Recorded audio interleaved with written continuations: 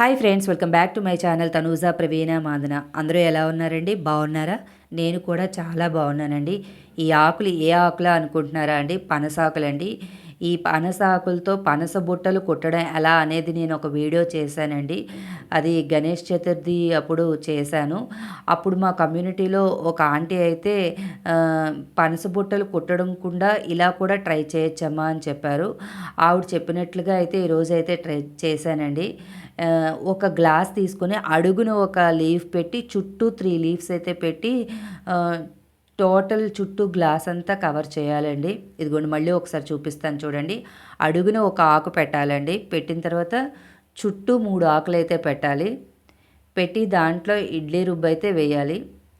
మేము పనస బుట్టలకైతే వరినూకేసి వేస్తామండి ఇడ్లీ రుబ్బులో. కాబట్టి కొద్దిగా ఎక్కువసేపే కుక్ చేయాలి. ఎక్కువసేపు కుక్ చేస్తేనే సరిగ్గా కుక్ అవుతుంది. ఈ పనస బుట్టలు ఉడకడానికి ప్లస్ గ్లాసుల్లో ఉడకడానికి టైం అయితే 2 ఒకలాగే పట్టిందండి. కొద్దిగా ఇవి ఉడకడానికి కొద్దిగా ఎక్కువ టైమే పడుతుంది. ఉడికిన తర్వాత టేస్ట్ అయితే 2 ఒకలాగే ఉందండి. పెద్దవాళ్ళు బుట్టలు కుట్టలేని వాళ్ళు ఇలా ట్రై చేయొచ్చని మా కమ్యూనిటీలో పద్మ ఆంటీ అయితే చెప్పారండి. ఇదిగోండి తీయడానికి కూడా చాలా ఈజీగా వచ్చింది.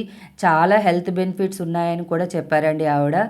ఇది కోకోనట్ చట్నీతో తింటే సూపర్గా ఉంటుందండి. Thank you for watching.